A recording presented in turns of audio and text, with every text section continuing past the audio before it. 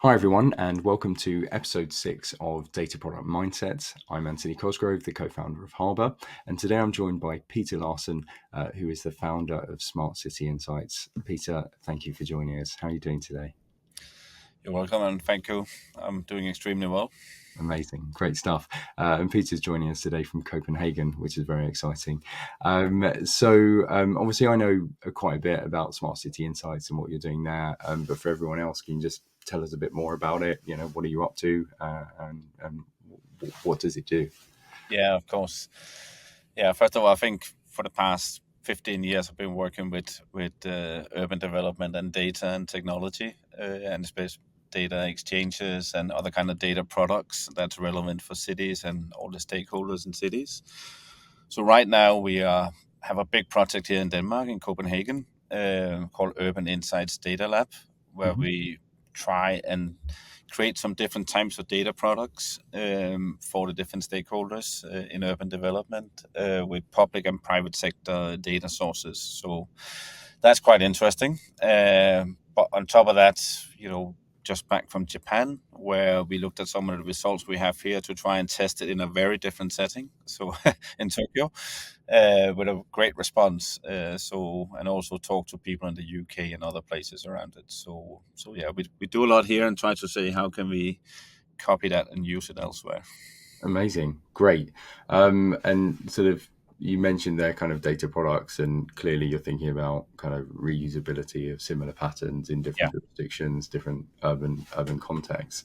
yeah. Um, like, tell us how you think about kind of data products. Like, what are they? What are they not? Like, how do you approach that? And I know you've got like some of the most interesting examples I've heard of data products. So it'd be great to like hear some examples of ones you've built or come across or used.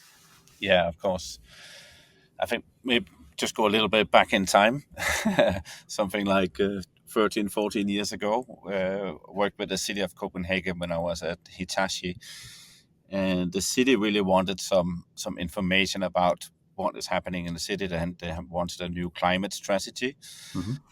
and there was a suggestion to do a city data exchange, which is also the name of it. So we discussed a lot with the city of Copenhagen, a lot of different data stakeholders who had some interesting data about the city.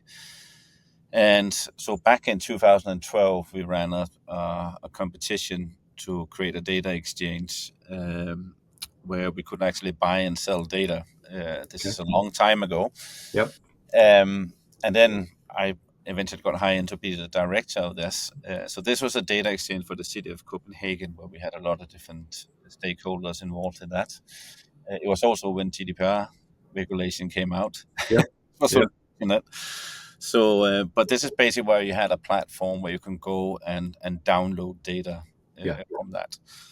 Um, so we learned a lot from that, both in Denmark and the UK, US, Australia, all over the world. We had discussions about how do you manage this data, how do you use it, and I think the project we are doing now, Urban Insights Data Lab, is really the learnings from the past 10 years, not just of the city data exchange, but to follow up on all of these kind of projects with data products.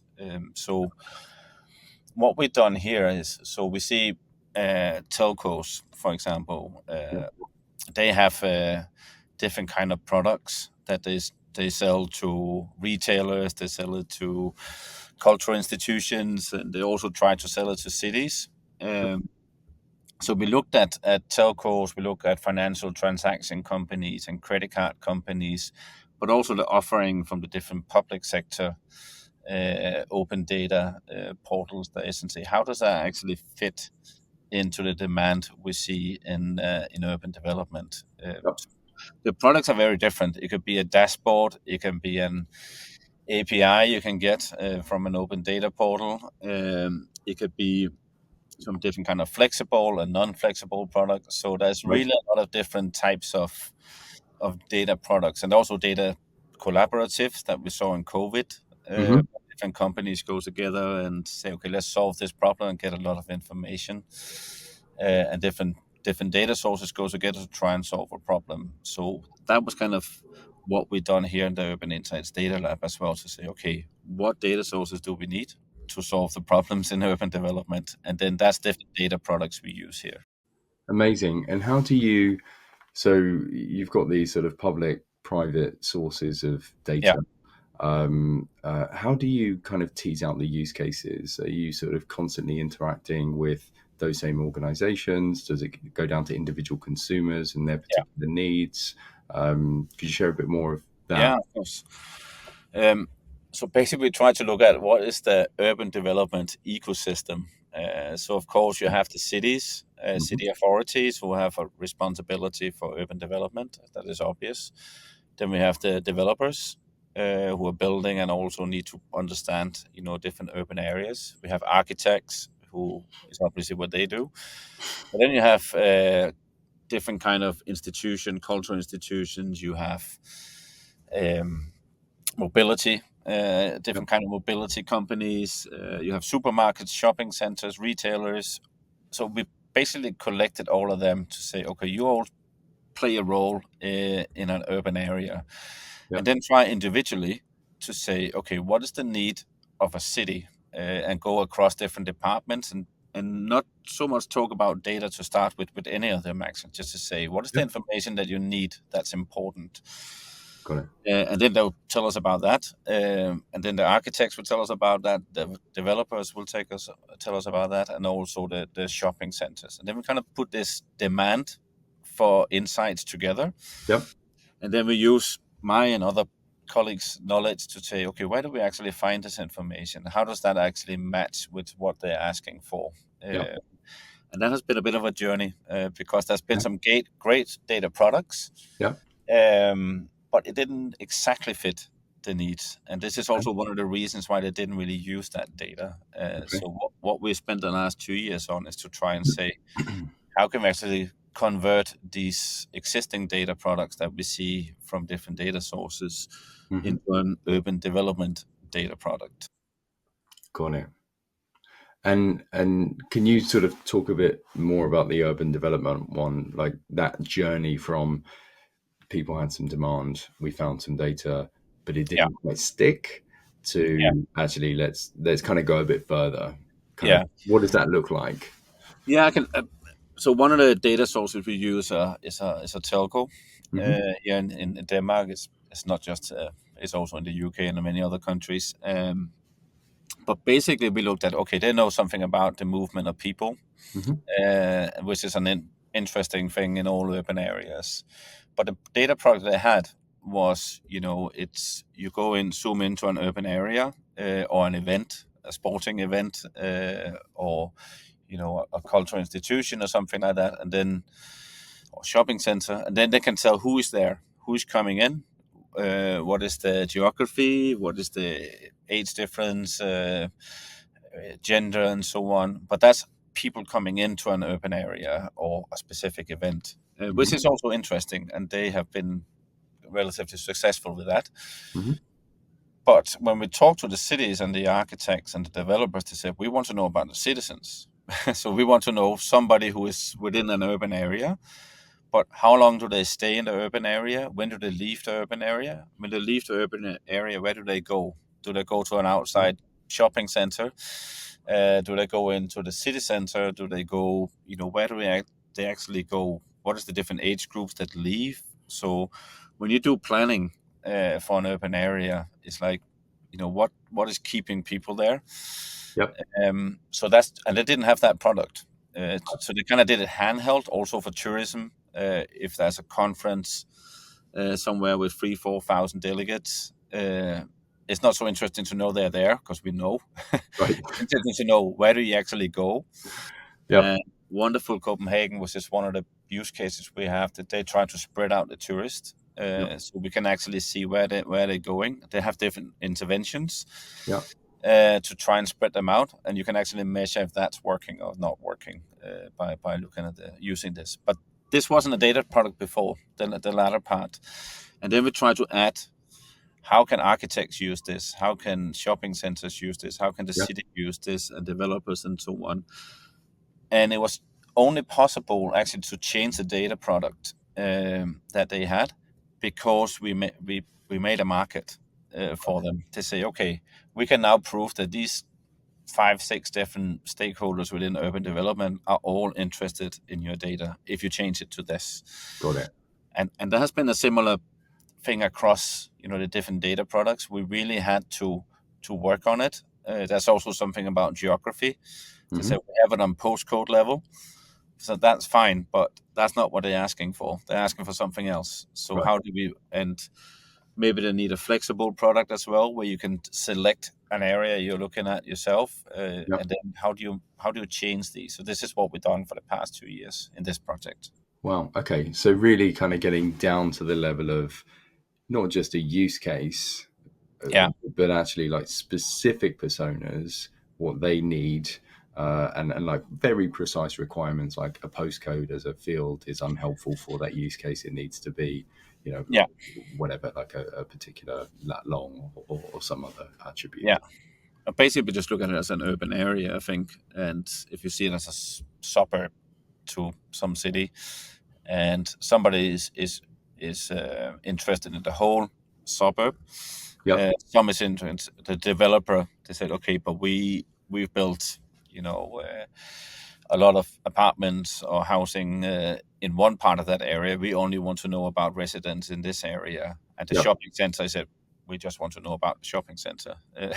So that's an example of 3 different geographical, or if you made an intervention, this is what you want to measure. So the flexibility in that is very, that's what we've seen is extremely important. Yeah. And you kind of mentioned, I haven't heard anyone use those terms before, like a flexible data product. We've spoken about this on some of the previous podcasts in a few ways of how kind of people broadly want kind of the same thing, potentially in the same format or delivery mechanism, like, let's say a chart or a graph or an API or whatever it happens to be. But then there's still being some level of flexibility required just to hone in and be a bit more precise. How do you manage that, right? Because that's introduces cost, right? You've got kind of potentially many of those. Like, how do you think about that, and how do you approach it? I have a lot to say about these ones, but I think one of them is the requirements are different in terms of what is your expertise in using data. So if you're a large city, you have a data department. Basically, we said we have our own programs. I just need an API, so I just need to get the data in, and we'll handle it from here. I don't need your dashboard. I don't need graphs. I just need the data. Other ones need a dashboard and graphs and be able to click around and these kind of things. So the demand from what do you call it, from the market differs. But I would say that you need to build for probably the dashboard and the graph to have that ready.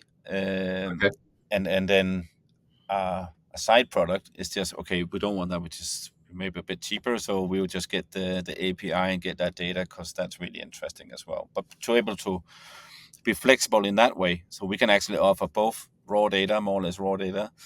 We can offer you graphs, and we can offer you a dashboard, and that's kind of the 3 things we see that people want.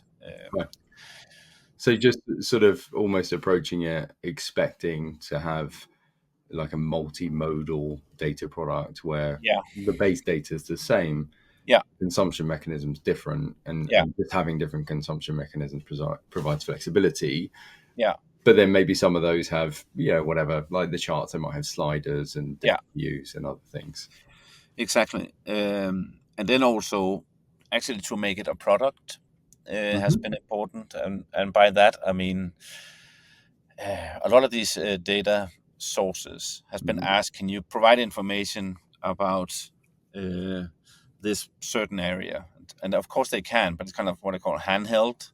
So they go out and they need to do all the data scientists need to go out and do a lot of different types of work, where it's not still a product, and it makes it very expensive. And they do that because they said this might be a one-off or two-off. But this is why we try to say it is important to understand that urban development is a market and not just cities, because that has meant that these different data sources has created data packages, not just data packages, but products. So that has had a cost, but we also had some funding to help them with that in this project. Yep. But it means now that these different stakeholders can now get the data cheaper. Right. So where the data sources still get a revenue and a Yep. profit out of it, but the costs are very different because it's a product that Got they it. have. So Got it. So a bit more upfront investment, but eventually sort of pays its own way in terms of scalability, yeah, and then, and ease of use. exactly. And then there's different. How do you finance that? How do you fund that? And I think in Denmark, but I know in the UK as well, there's national funding where you can do these kind of things, and you can find a topic. So we looked at anything from um, the small town centers. There's a big thing here in Denmark just now that you need a strategy for that, Yep. and they don't have any data. Right. So there's funding to get actually to develop these products, Yep. data products that can help them to understand the town centers, Yep. and continue to evaluate on that. So this is a way we know the data sources now, but there's still some work on how the flexibility, as we talked about, and these kind of things. So we try to find a theme that's of national importance, I should say, Right. not quite as much as that, but where there's funding available, within urban development, and to see, okay, how can we combine the development of data products with Yeah. something that's a on the radar, at least, for these different funding. Yeah. So kind of really finding the topical problems that people are Yeah. looking to solve now. Of course, climate and these kind of things Yeah. are a big. Net zero Hmm. is another one that I also speak with UK stakeholders. What is the information we need, and where do we get it from to Yeah. measure net zero for investors, but also for the cities and other stakeholders, and how do you put that package together, Yeah. which could be replicable in from city to city, Yeah. and this is the important thing. So if you just do it for one place, and you can repeat it in a town or a larger city. So what we said in this project as well, this should be you have to be able to scale it, and this is the only way we can work with the data sources, and actually the funding, where we get the funding from as well. That we're testing it here in Copenhagen, but it's actually not the area in Copenhagen that's interesting. But it's like a small town Yeah. in Copenhagen we looked at. But then you can copy it and you can use it in other Danish cities and urban areas. But it's the same thing in the UK or Australia or even in Tokyo, where I was. You can actually use it with local data sources, and Yep. it's the same model you can use. So like essentially the same schema to, let's say, a table, and then the same pattern of outputs depending on Yes, which. and also we're using data sources that you can find elsewhere. So there's a lot of data that's available from university projects or Mhm. an app, or you have made a questionnaire somewhere, but Mhm. it's not repeatable. Got it. So that thing that you can, if you want work with urban development, we're not talking about something that's happening within a year, but quite a few years. And I've Yep. seen this over the years that if you really want to create a data product, you need to Yep. make sure this is available for the next. You can never promise anything, but for the many years in the future, else they're just not going to invest in it Yeah. if you don't get the data. Yeah. I think this is such a great point, right? Because there are, I see debates around whether a data product needs to have more than one user, right? And Yeah, hypothetically, the answer is like, well, it doesn't have to, right? It could just be a really high value product. But I think the reality is that most people need to, they need to find multiple avenues to fund it and get it yeah, going, and then to pay for it on an ongoing basis. And in some cases, there's a huge advantage to doing that, because you really want the largest addressable market anyway, and you can yeah, generate ROI and profit and margin and all yeah, those good things. yeah, I think it's so interesting. Just listening to you, it kind of feels like you've got this idea of, well, if we create a product, let's try and find as many different use cases for that product, exactly. Yeah, but then also let's think about that same product in a completely different urban area, like a different yeah, context, and just yeah, kind of cookie cutter, kind of repeat those, and see how they scale. So you've kind of got kind of growth of use case locally, but then the ability to kind of repeat and reuse the same yeah. pattern in multiple places, which just feels like a really good way of securing Yeah, funding, yeah, driving change, and giving people what they need. yeah, exactly. And I think one of the interesting parts is, of course, as well that they know, okay, this is what we want, Hmm. but they still don't know how to use it. Uh, Hmm. so there's some training in this as well, Okay. and because this is new information. Because typically when we talk to all these stakeholders I mentioned before, that works with urban development, they always, when we talk about what do you want to know about this urban area, and they keep thinking about the data they know exists. Yep. So some socioeconomic data, and maybe a bit about pollution, maybe a camera or something like this. Right. And you need to stop them thinking like that. So they only come up with suggestions of what they already know. And Right. what we provide is like, just tell us what you want, and then make a wish list. What in the Okay. perfect world, what Yep. do you want? And we might not give them 100%, but where they were at 40 before, we might be at 80%. So Got it. this is, and they need, this is very difficult. And a lot of what we spent the past 2 years on is actually to educate big companies, developers, and cities as well, to just be able to talk freely about what information do we want about an urban area. And then it's our job, because we know where to find it. So that's kind of the data broker thing as well, Yep. role in it. So and this goes forward. Then we get the data, and then they need to learn how to use it. So it goes Yep. forward and back. So this interaction between the end user Yep. and the different data package owners has really been important, and we spent a long time with that to develop these products. Amazing. I usually ask a question here about like kind of what experience and lessons learned you'd sort of share with others, but I kind of feel like we've covered about 5 or 6 of those in just the last 15 minutes, from how to think about the market, Yeah, the importance of the interaction with the end user, building flexible data products, as you put it, so yeah, different personas and different mechanisms for servicing those personas based on their needs. I mean, there was just so much in there.